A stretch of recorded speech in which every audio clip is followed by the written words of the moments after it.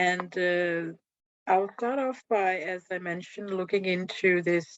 I call it sort of part 2 of what we talked about last time, which is refugee children, mental health, and minority stress. And today I will specifically look into minority stress. So I'm going to try to do this in this mode where it will be sort of, yeah. And I'm going to change the slides, and do let me know if you can follow the slides. Is it possible for you to see that I'm changing slides, or is it stuck at the first slide? For me, it's still stuck in the first slide. Sorry, Sophie, I couldn't hear you. I said I can. I couldn't see that you changed slide. Okay, you couldn't see it. So I think I'll have to then go away from this shares because when I go into that presentation mode, it seems like it's not going. It's you are not able to see when I change the slides. Are you able to see the slides now? If I'm changing?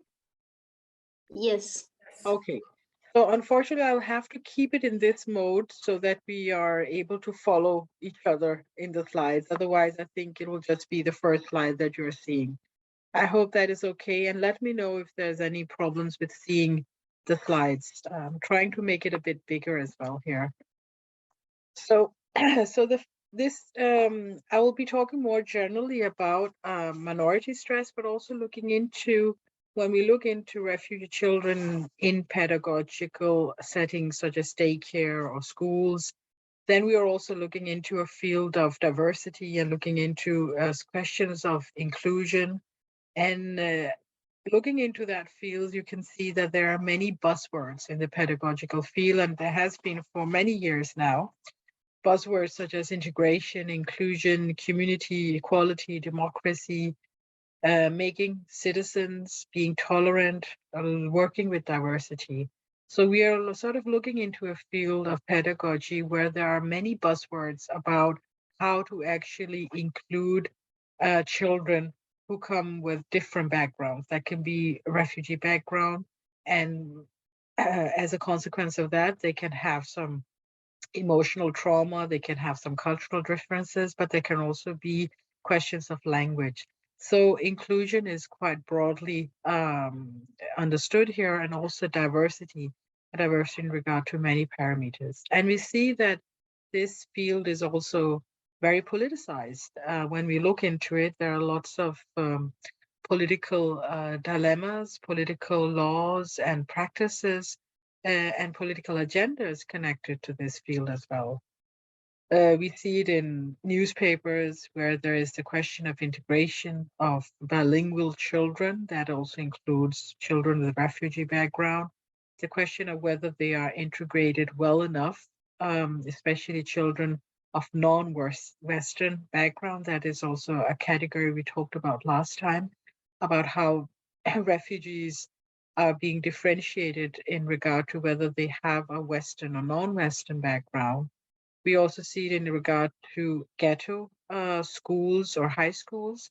So there are many levels in the educational system, from daycare to schools to high schools and even universities, where the questions of diversity actually becomes relevant. And what is diversity? Because I think that is also important to have in mind when we look into this field of refugee children in pedagogical contexts, that we also have to look into what is diversity, because it's very complex and sometimes also problematized in regard to how much diversity we actually want, how much can be tolerated, which kinds of diversity do we want, and what is the right amount of diversity. This is an example from a daycare where the question of having pork or no pork is discussed. And the question is related to the fact that there is this in daycare institution in Itire, where they have a large number of children with the Muslim background. And they have decided not to serve pork there. This is from 2013. I don't know if the same practice is there is there now, but this is from a newspaper article from 2013. And the reasoning behind that is that there should be no discrimination. So one of the places where pork has been banned is in this institution in Ishøj. The leader, Helle Jensen, thinks that this is necessary to avoid discrimination. Gathering around the meal is an important element in the everyday life where the kids experience a large inclusive community. To attain this, it is important that we from our side do not treat the individual child differently from the others, says Helle Jensen, who is the leader there. So there is a diversity there represented by some children eating pork and some children not eating pork due to different religious or cultural reasoning. But the diversity, as you can see here, is managed through the discourse on equality. So it also shows that in a Danish context, when we work within these contexts of pedagogical practice, that diversity and equality are very much entwined. So when we work with diversity, we are also working with the ideal of equality. So diversity as a focus is something which is newer in a Danish context. It is not so well developed in Denmark as it is in the US or the UK, where they have these different histories of having multicultural education and so on.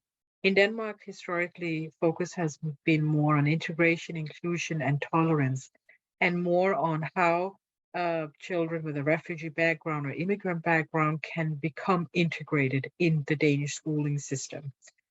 At the same time, we see that discourses on equality is very pervasive in the educational field at large. We see it in the daycare law and also in the school law and the way it's framed.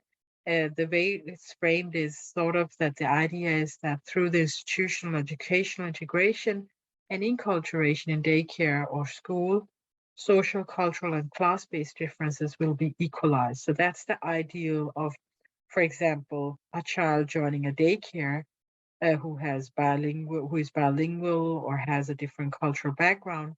The idea is that being part of that institution will in itself be integrative. So in regard to cultural or ethnic differences, the idea is that participation in a Danish daycare or school in itself is a main vehicle for the child's integration into society. And the child should be able to participate equally and will learn the language, the culture, and its tradition. This also idea of just being sort of immersed in the culture, Danish culture, also is a reasoning behind the fact that many refugee children recently, after 2015, were directly included into schools or daycares and were not put in sort of what you call receptive classes, modtagerklasse, because the idea was that they would learn the language more quickly and become more like the others if they were just included in the normal classes. So there are these different ways of understanding what should be prioritized, diversity or equality, and these two ideas or discourses are also sort of mingling with each other. In other schools, they have sort of not prioritized equality that much as they have prioritized that these children come with diverse backgrounds and they should get time to sort of get accustomed to the Danish schooling and language-wise as well. And there they have actually made reception classes. So there are many ways. There's not like one formalized way of including children in Danish schools, and there's not one formalized way of including children in Danish daycare institutions as well. It depends a lot on how the institution actually interprets what should be in the forefront, diversity or equality, and most often both has to be sort of looked into. This was just to sort of make a overall sort of general framing of where we are in the Danish sort of educational pedagogical setting, how diversity and equality plays into this field of speaking about refugee children. And now I'll focus more on how we also have to look into specific factors such as minority stress when looking into how to best include children with refugee background in educational or pedagogical settings. So minority stress is a concept which was developed in the 2000s with a specific focus on the LGBTQ community and their experiences of discrimination and exclusion. And it is developed in an American context, but it's sort of the concept has traveled now. And it signifies a specific form of stress related to the stressors experienced when being a minoritized person. It implies a focus on the structural and societal conditions, specifically norms and stereotypes, creating some individuals and groups as other or less welcome or as outsiders in society. So in the beginning of 2000s, this became a specific focus, specifically in regard to LGBTQ people and their experiences. And these studies that were made quite systematically, quantitative studies showed that gendered or sexual minorities very often experience mental health and psychological issues and challenges. That could be depression, anxiety, suicidal thoughts, and stress. We see the same in Denmark as well. And at the same time, these studies also showed that this group often was experiencing discrimination, prejudice, and lack of recognition and accept from the society. So the studies actually show how these experiences of discrimination and prejudice and not being accepted is connected with mental health issues, psychological issues, and challenges. So that is what actually is the background of developing this concept of minority stress to better understand how these societal experiences of exclusion has a psychological impact on your mental and social health. An example is from this small vignette from Mehmet, who is 25 years old. He tells about his experience of being stressed by the news. So he says, every time I'm about to hear the news, either on the radio, when I'm sitting in the car, or on the TV when I'm home, I get anxious. Will there again be news about another political party targeting the problematic refugees and Muslims? Will they now again focus on the troublemaking youngsters? Will they now again talk about social control and lack of integration amongst Muslim girls? I get sick to my stomach and feel nauseous and have to take a break from the news and debate programs.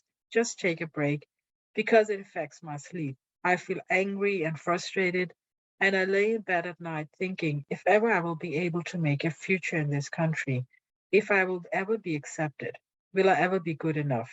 I wake up feeling tired and exhausted. So this is an example of how larger political debates and problematizations actually affects Mehmet on a more personal psychological level. So minority stress actually looks into this. And since the term was developed and it specifically looked into the LGBTQ community, it has also been used and studied in regard to other minority groups, that is ethnic and racialized minorities, and minorities with refugee background. So studies show that racialized minorities experience high levels of negative expectations, prejudice, and racism, which are linked to psychological stress reactions. And this is also linked to the concept of microaggressions. Maybe some of you know that concept as well. It is defined as brief and commonplace daily verbal, behavioral, and environmental indignities, whether intentional or unintentional, that communicate some kind of hostile, derogatory, or negative racial, gender, sexual orientation, and religious slights and insults to the target person or group.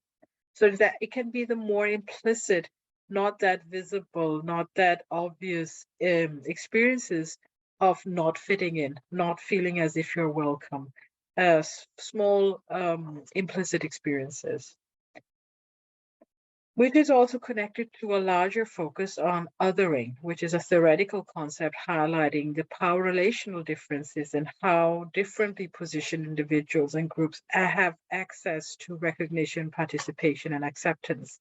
And we talk about there are two sort of positions. There is this position as being an other, which represents the opposite of what we understand as the given normative, what we take for granted, that which we do not question.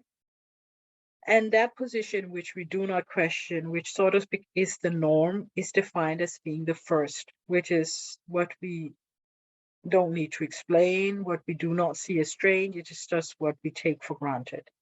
So the other is what needs to explain, what is seen as strange and what is made to stand out from the rest. And this process of someone or some group or something becoming the other is what we call othering.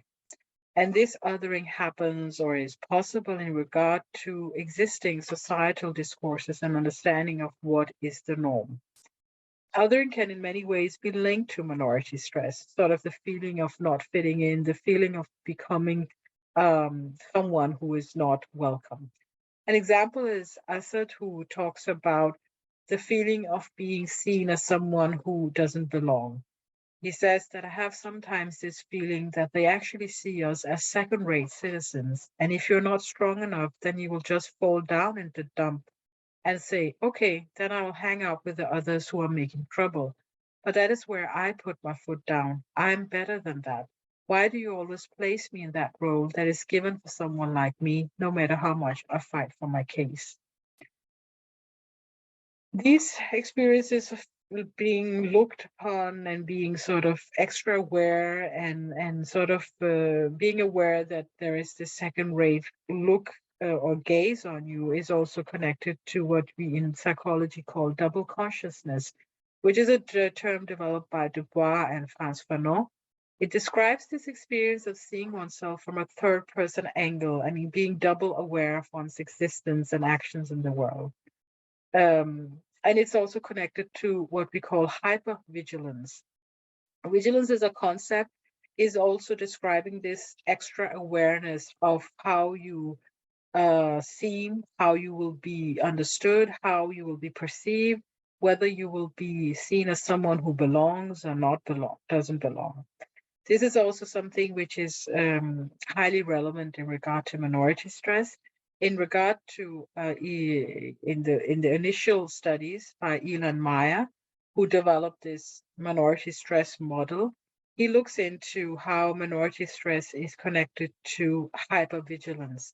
And he highlights that the more stigmatized you are, the more you need to be vigilant, the more you need to sort of look into and be aware of how you are seen, how you are acting, how you will be received. And he describes this as a form of chronic hypervigilance because it is repeatedly and continually evoked in the everyday life of the minority person. And it can translate into this feeling of being constantly aware of oneself and aware of how others might perceive you. It means that you can be in a defensive or an offensive mode constantly, which can be tiring, exhausting, and create feelings of depression, anger, or powerlessness. What we also saw in the first session with me when we talked about what are sort of the main symptoms or main reactions from children with refugee background, we see these feelings as well. And this can be also connected to experiences of not fitting in or not being able to just be in a situation where you just have to be extra vigilant, extra aware constantly. Another example, also from the same Assad, he tells about how he is extra vigilant. He tells about where he feels at home. And he says, but yes, I do feel more at home in Nørrebro than what I would, for example, do if I lived in Gentofte.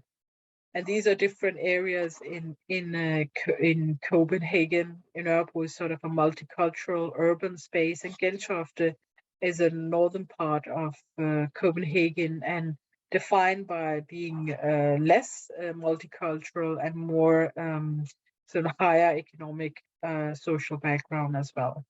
And he tells that in Gentofte, I feel like that they would still, I will have the feeling of that second-rate citizen stare. But in Nørrebro, I can just be, and nobody notices you. You just blend in, right? And I say, yes, that's true. That is how I feel at home. But how can I explain it? For example, if I go to Gentofte and I take a walk with my wife, you can almost feel it. It is not hate, but you can feel those stares and looks, even though they might not be there, but you can just feel it. It is a very strange thing. So you feel that you're being watched, I say. Yes, I feel as if I'm being surveilled. You cannot just walk around and think I'm just being myself. Of course, you will be yourself, but there will always be this outer pressure where you are thinking, I have to behave, I have to behave, I have to behave. So this shows this outer sort of gaze that he feels, but it also shows that he has developed sort of an inner gaze on himself that regulates how he actually moves around and how he thinks about where he actually belongs or don't belong. And this is specifically also important when we talk about children with refugee background and talk about how they are able to have that sense of belonging in pedagogical spaces. How are we actually able to create spaces where they do have that sense of belonging and where they don't feel that they are seen as not belonging? So looking more into characteristics of minority stress, it is defined as unique because it's a stress reaction which is directly linked to the individual's minority position in the position in the society. It is defined as chronic because the societal conditions and norms responsible for exclusion and stigma often are relatively stable, not something we can just change. The stress is not like you can talk about work-related stress, where you have specific work conditions that you can talk to your leader about and then change, and then you can reduce the stress. Here, the stress is more in a societal structural level. And that is also the third characteristic, that minority stress is social. It's not so much an individual phenomena, it's more a focus on the societal conditions and power relation in which the minoritized person is living. And then you have this distinction between different kinds of stresses. You talk about external stresses and internal stresses. The external stresses are defined as structural and societal level of stresses such as discrimination, bullying, othering, violence, not being able to get access to a job, healthcare, being held in asylum camps for a long time, not knowing about the process and decision of stay. These are external stresses that affect your mental health. And there are internal stresses, which are the sort of emotional, psychological reactions, such as fear and anxiety related to being rejected, maybe because of existing experiences of discrimination, rejection, can be shame and guilt of not fitting in.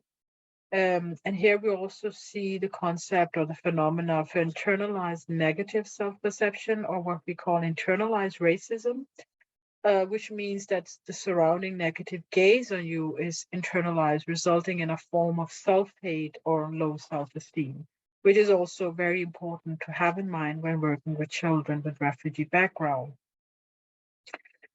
So there are these stresses and there are these specific vulnerabilities, as we talked about last time.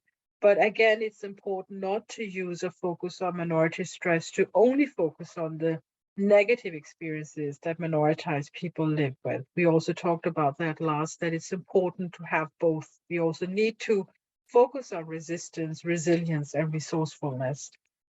So of course, on the one hand, it's important to focus on the stresses and the negative psychological consequences of discrimination, of systemic exclusion, of long asylum processes and othering and so on, and how it affects children with refugee background or the larger group of ethnic minorities.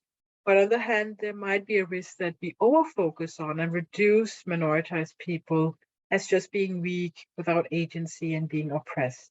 And there's also the risk of being pathologizing, that as soon as you are minoritized, then you're also sort of already stressed. And that's not how it always is. So studies, research highlight the importance of also focusing on strategies of coping, resilience, and the social support that is developed in many minority and refugee groups. Here we talk about, for example, the concept of micro-resistance, which is described as an important aspect of resilience and resistance, racial resilience and resistance, enabling people of color to participate in racially oppressive institutions while maintaining and valuing their human dignity.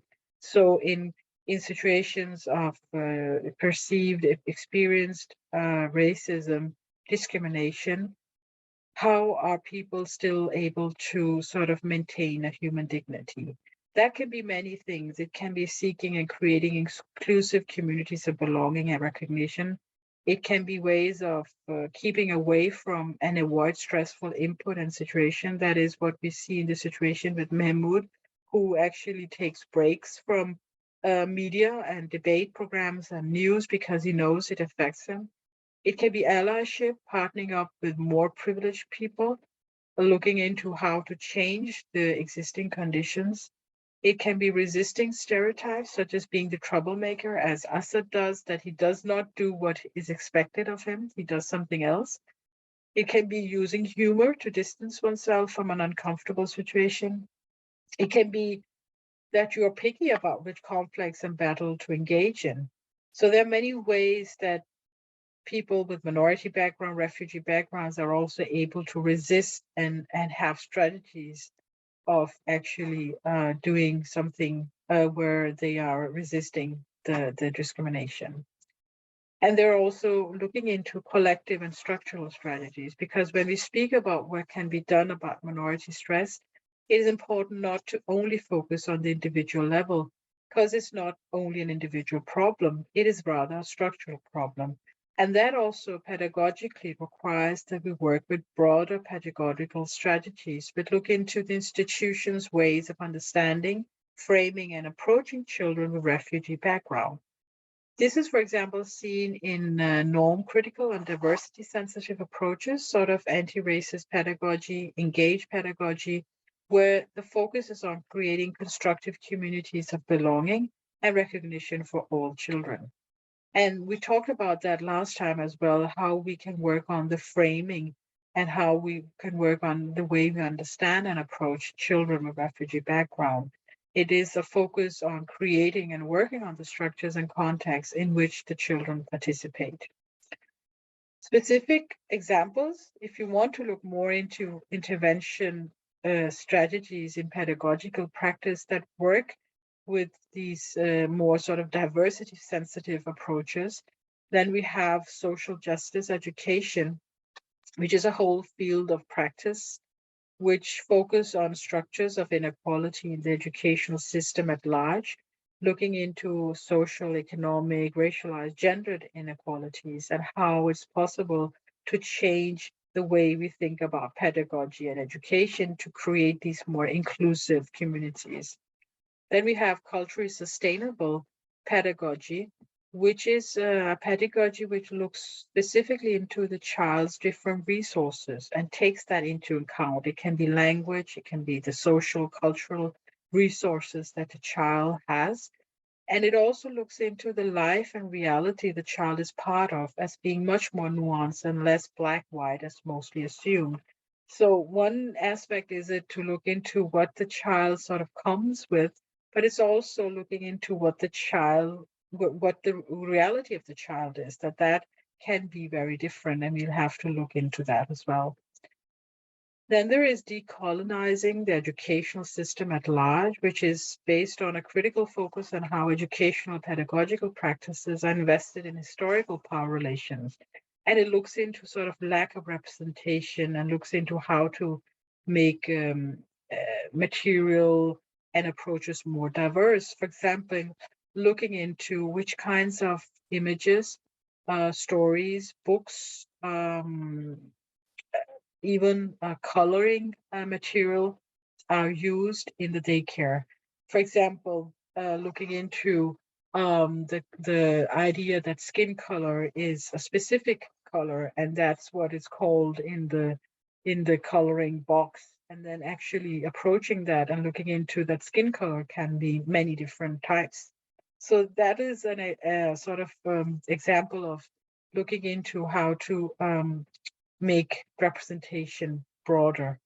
And that's also what is seen in anti-racist pedagogy and education, looking much more concretely into these processes of othering and discrimination, not as something which is such what an individual does, but looking into it as institutionalized structures that need to be addressed by building more inclusive pedagogical practices. So this is for more sort of concrete inspiration to look into specific interventions and practices. So now we are at the point where I have the case. which I think I will read, and then we will have the session where we will discuss it and look into what are the options and what should we be aware of, and how can we use what I have been speaking about in regard to minority stress and regard to building sort of collective or pedagogical strategies. How can we use that to understand what is at play here with Zahid, who is 5 years old? So Zahid is 5 years old. He has for some time had conflicts with the other boys in the playground. He feels they keep him out of the games and that they are making fun of him. They joke with him being from Syria, not able to speak Danish so well, and they tell he should go back to where he came from. He reacts by becoming angry, and he does not want to go to daycare in the morning. He cries a lot when he's home and has trouble sleeping. The pedagogues often do not hear what has happened in the playground, and they only see Zahid reacting. And they call in the parents for a talk. The parents have difficulties explaining how Zahid is at home, and the translator came late and takes more time explaining the parents how Zahid and the parents should learn about the Danish system and ways. The parents tell Zahid to behave, but Zahid said he does behave. He has increasing problems with sleeping and only wants to stay home. So the question is, how do you see the situation? What would you do as a professional in this case, and what needs to be done specifically?